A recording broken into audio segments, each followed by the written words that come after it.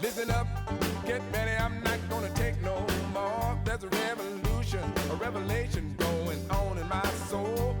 Buckle up, get ready, we're not gonna sit back. Okay, all you citizens of the world, it's time to bring on our first guest, someone who's well known to all of you regular listeners and viewers, the one and only Thom Clark, part of our advisory team. And every once in a while, we talk him into coming on and giving us a little bit of his take on all things Thom Clark, from local to global. And I think today we want to start off with that orange-headed guy that so many of us have not much respect for.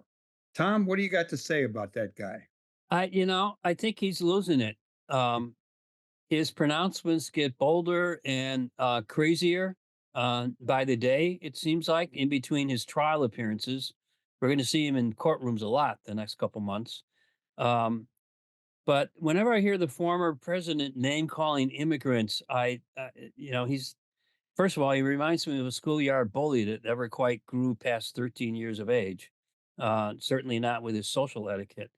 But I'm reminded of that scene in Dr. Strangelove, where one of the main characters talks about the need to maintain our precious bodily fluids from contamination from, I suppose in that context, it was communism.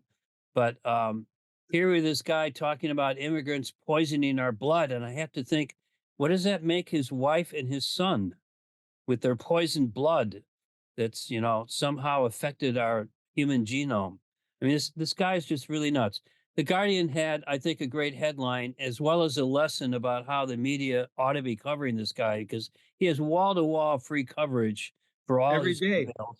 Every hour, there's something new that consumes our time and attention away from more important stuff, other than trying to avoid a fascist state coming in. But here's the headline from The Guardian. Trump's bizarre, vindictive incoherence has to be heard in full to be believed. Now, that to me is a potent headline that really covers the former president the way we ought to be covering him. They explain that excerpts do not do justice to the former president's smorgasbord of vendettas, non sequiturs, and comparisons to famous people. I mean, even Easter, he's making, in my mind, sacrilegious comments about the season that we're honoring. And I just think he's not doing anything to expand his base right now. He's just talking to the lemmings in his cadre. And I can't imagine that the stuff he's saying is adding a vote, if two, to his base. I think he has more and more people turning independent who used to consider themselves Republicans. And he's having money problems. Those famous small donors just aren't cutting it the same way. I think a lot of people are concerned about their hard-won money going to pay for his legal bills, which are huge. So I think this guy may have peaked, and I don't see his base expanding. And I wish President Joe good health and get us through the next 9 months. Every time I see him walking, I'm rooting for him because I know how it feels when you get a little bit older. Let's go in a little bit more into how he's being covered. I mean, everywhere you look, the first headlines are Trump this or that, something to do with one of the cases that have been brought against him. How do you think the media should handle it, and why do you think they don't do a better job? Well, I think that with cuts in the media landscape, we have fewer seasoned reporters to actually give us some context and perspective. Number two, we are still way too much into a horse race frame where we look at polling, which this far out, Don Rose, amongst others, will tell you they're meaningless. And national polls are particularly meaningless when this will be a state-by-state swing state election.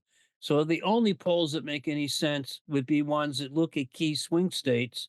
And it's too far away from the summer doldrums and the August conventions, much less Labor Day. Most voters are not paying attention until after Labor Day. And even then, they're trying to make a paycheck and pay the bills more than they are paying attention to this really crazy challenger to the sitting president. Every day he seems to be more unhinged. And the attacks on the judges in some of his cases, the judge's family in some of his cases, would have most of us in contempt of court and in a jail cell. I can't believe how privileged a life this victimized former president uh, feels he has to, go through every day. It's bizarre, just bizarre and dangerous. And I think that the media needs to be a lot clearer about the dangers we really face as a democracy, and not just wait for Uncle Joe to come up with his latest speech about saving democracy. That's one thing, but I think we need, quite frankly, longer excerpts of this guy's daily quotes, because they disqualify him every day, in my book, from ever holding office of any kind. Well, Even the dog should be afraid if he gets elected dog catcher. there's a lot of kind of talk about how the media handles it. And I'm just wondering if the media ever talks to each other about it. I listen to the, WBEZ, and they have some really good discussions about the media. But I'm just wondering what the national media, why they don't get it better. Um, Anyhow, you did mention the Democratic convention. Um, and You said something about the Democratic convention or referred to it, and it's a big thing coming up here in Chicago. Back in 1968, a number of us attended the proceedings, so to speak. And I actually was photographed trying to tip over a paddy wagon, which got me a lot of mileage. But I was part of probably a group of many people who helped turn the election in Nixon's favor. And as an old radical who's trying to cool it out with some of the younger people saying things that I agree with, but know that it has ramifications for the coming election, it's challenging. Any thoughts on that? On the Democratic convention, how it's handled before, what's coming up, what's in store for us, and what are the ramifications? Well, it so happens this morning, an op-ed broke in the Tribune that my dear colleague Stephen Franklin, who covered labor and the Middle East for the Tribune, and yours truly, penned a few weeks ago. Um, and our simple point was Chicago needs to come together and tell the real stories about our city with all its problems and challenges. Otherwise, all we're going to see is shoot 'em up stories, because that's kind of a main headline right now, is kids getting shot outside their school, which maybe we'll get to in a moment. But there are certainly other stories to talk about, including the violence prevention efforts that we've been unfolding in this city for some years now, and what's working and what's not working. There's one story for you.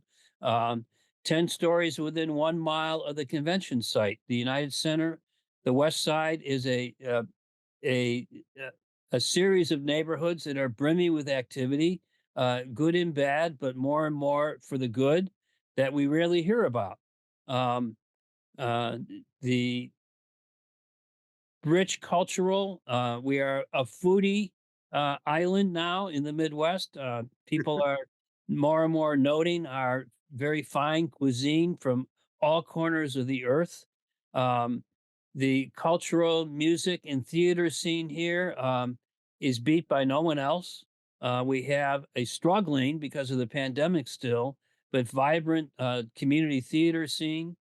There are just a lot of stories we could be talking about, including some of the tougher ones, like how we're dealing with endemic poverty, how we're dealing with continuing patterns of segregation that hold so many people back, how indeed we're dealing with the migrant challenge that red states have thrown upon us by busing people up who are just looking for a better life. And indeed, we know from our own history, it is our continuing attraction to immigrants, migrants, and others looking for a better life that continue to enrich our country and our economy. We have the strongest economy of all the developed countries in the world right now, many of whom are still recovering from the pandemic. And of course, we're all dealing with the challenges that climate change are bringing to our economic comforts. So I think Chicago has an opportunity as the capital of the Midwest to really shine bright and talk about some of the real victories as well as works in progress that we have to celebrate in Chicago.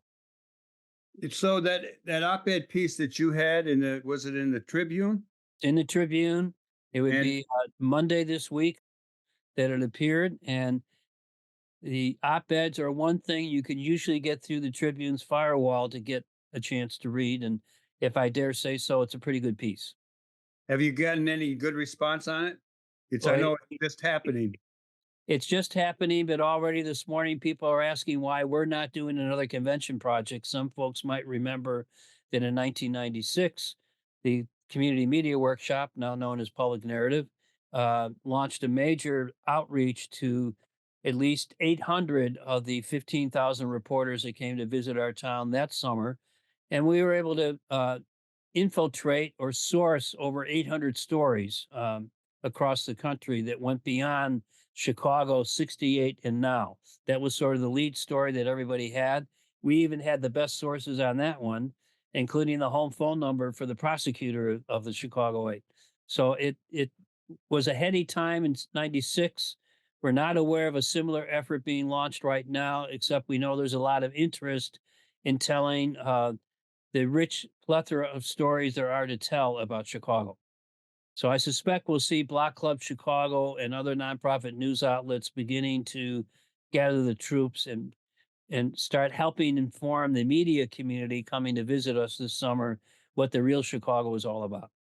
I did in 96, I did 32 interviews with newspaper reporters off of that picture of me from 68. And I don't know if I'll get any attention this time around or not, but um, certainly it's going to get a little challenging around the Democratic convention. I know that there are plenty of groups out there wanting to protest, and I'm not sure the city has been real good about how they handle it. And there's a lot of people saying that they're being kept away from getting too close, that kind of thing. That's sort of the thing that comes up every time we have a convention, but it's rearing its head now too. And it came up ahead of the NATO conference that came after the 96 convention and was not that long ago, 2012. And I'm not sure what we learned from that. That most of the folks in charge back then are no longer with us. I'm thinking in particular of the head of the police at that point, who got a lot of marks for the way he controlled demonstrators trying to march to McCormick Place. Um, we know that there will be hot issues around reproductive rights, around Gaza, which I'm afraid won't be resolved by then. And those are issues that should be raised, and Biden should be held accountable for what's going on. But I also think, paying heed to your comment about 68, um, we don't want to project a Democratic Party that will turn off voters, but rather one that will turn against voters against the other guy. And I think that's probably one of the challenges both the Democrats and Biden face, as well as the mayor, in trying to project, put his best foot forward at a time of many, many different challenges. Speaking of the mayor, one of the things that you like to talk about, and it is worthy of some talking, is the nasty car race downtown. Street blockades are announced. What do you got to say about the NASCAR race? And what do you got to say about the status of the mayor? There's a lot of discussion about where he's at and what we have hopes for and what we're not seeing and what we hope to see. Well, I'll start with the race and we'll come to the mayor later. I call it the nasty car race because I can't believe that we give up our streets for upwards of 25 days from any kind of public access. Once again, there will not be softball in the softball fields of Grant Park this summer. And when you add in Lollapalooza and Taste of Chicago and Blues Fest and Gospel Fest and those other fests that we all enjoy and love, downtown will not be that open to the public again. Somewhere upwards of 65 days of street closings, 25 of those for the nasty car race, which, to be honest, didn't really return much on the investment. In other words, the cost of putting that event on. I suspect the newly elected mayor decided that that was one issue he didn't want to take on early on uh, in his administration, and went along with the contract that was already in place from Lori Lightsaber. Um, some people say that the background headline views of downtown Chicago was worth the price of admission, but I'm not really sure we got our money's worth given how little the public could access public land downtown. It goes back to before Lollapalooza, but I don't know where the idea of giving over public land to private interest for private profit happened. I know the city is always looking for new revenue, but to my mind, this is not the way to collect it. Uh, Similarly to our being asked as taxpayers to front for not one, but two new sports stadia, which are owned by gazillionaires that ought to build their own playground if they feel the need for a new one. Not one public dollar. I'm sorry. Every study shows that sports teams do not produce the economic payback that it costs us to keep them here. I'm not saying I don't love watching professional sports, but I think they should pay for their own playgrounds. I don't think we should be doing it. And I think the best advice I could give people is send extra contributions you might have available into Friends of the Park. They're going to have a doozy of a fight in their hands with this one.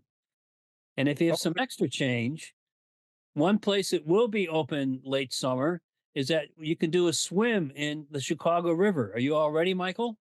Well, I'm thinking That's a about it. donation to Friends of the River because they have fought for decades to clean up the river, and they're now claiming it's clean enough to swim in it. I Can you canoed the imagine that? river one time. I don't know about swimming in it. I do swim every day. I swam this morning, and now that you've raised it, I'm going to think about it. um, Well, people have been kayaking in the river for some years now. I've done that on the North Branch. It's actually a thrilling way to see the city from one of its oldest transportation routes, namely the river. It's what really attracted people here to begin with because it offered a passage to the rest of the Midwest um, after you get over that portage out in the southwest side.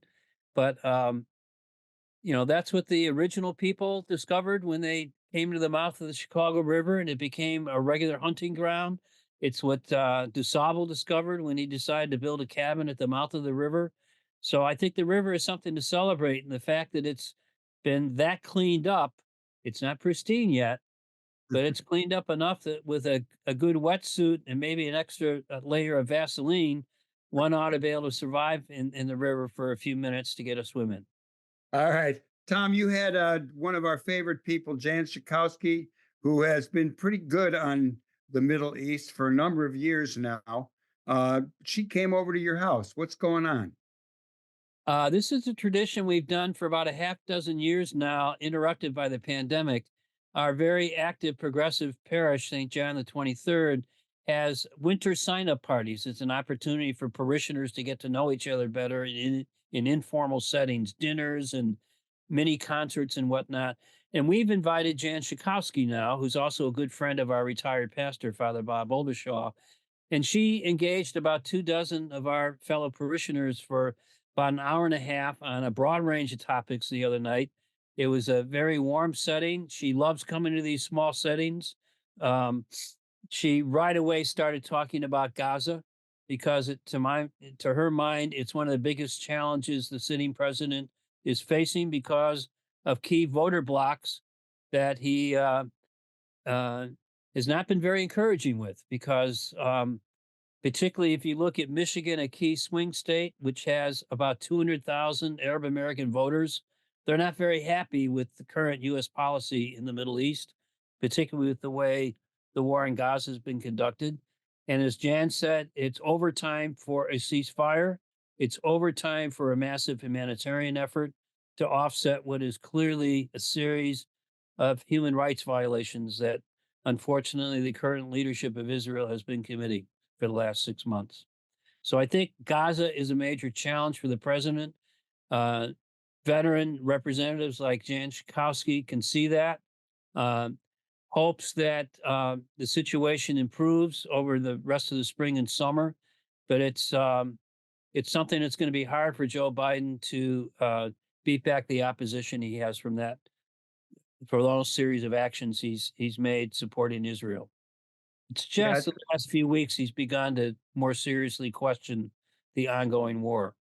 our guest last week, Paul Strauss from Dearborn, Michigan, right in the epicenter of the Palestinian population up there. He did talk about how activist a base it is, how it's an issue. But the question remains whether people given a choice of Trump or Biden will decide to would vote, not vote in this case. We're going to have to see about that and keep talking it up. Jan talked over and over again about how important it is to get every single vote out, particularly in those swing states. So while we might feel comfortable in the blue state of Illinois, she was really pleading for volunteers to also work in Wisconsin and Michigan, which one can do from one's home. It can be just phone work that one can do as a volunteer. But again, encouraging. I'm concerned about discouraged voters who won't bother to show up at all. I don't mind if the other side doesn't bother showing up because of the continued pronouncements of their leader. But I don't want any of our voters to not show up because of major disagreements over a singular policy issue when there's so much other good stuff that one can speak about regarding Joe Biden's accomplishments. Tom Clark, in our remaining few minutes, why don't we talk about some people who have passed on? At the outset of the show, I mentioned that our pal John Sinclair, founder of the White Panther Party, had passed. And our second half of the show is going to be an interview that we did with him back in 2022. But there's not only John, but a couple of other people passed. Why don't you share that information? Well, there was rather sudden news after the recent primary that the city clerk, Karen Yarborough, took ill this past week. And indeed, we are greeted with the news just this morning that she has passed away. Um, I'm sorry for her family and for this rather sudden turn of events. But I'll also use this occasion to point out that the city clerk position is one that should be appointed, not caught up in electoral politics. There's been lots of occasion for graft and patronage in that particular office for years. I don't put that just at the late Karen Yarborough's feet because it's been a tradition. And one reason why I think that should be really an appointed administrative position, not one caught up in our local machine politics. What Uh, about our friend Lou Kreinberg? Lou Kreinberg is a veteran organizer who worked with Dr. King when he came to Chicago in the 60s, did a lot of work on the West Side as well as in Pilsen through the auspices of the Jewish Council on Urban Affairs. He and the late Milt Cohen founded JCUA, which has played a critical behind the scenes role in many different social justice battles over the years. Uh, Lou and I worked particularly close together in fighting the proposed World's Fair in 1992. This was a 1980s fight where we beat Jane Byrne. Basically, her plans to do a World's Fair were found to be financially unfeasible. And uh, Speaker Madigan decided that he didn't want to put up public money, just as current political leaders should decide not to put up public money for these new stadia that are being bandied about. Um, but the Lou will be honored in a celebration of life by his friends and colleagues on May 11th from 3 to 5 at Friendship Baptist Church, with whom he had a special relationship on West Jackson Boulevard in the Austin community. Um, we revere Lou's great work as an organizer and really hope that the next generation of organizers can learn from his dedication to digging out the data from public sources and then disclosing it to the public in a way they can understand it and organize around. Well, Tom Clark, thanks for coming on the show again. You know, you're always welcome, and I hope we get you back next month.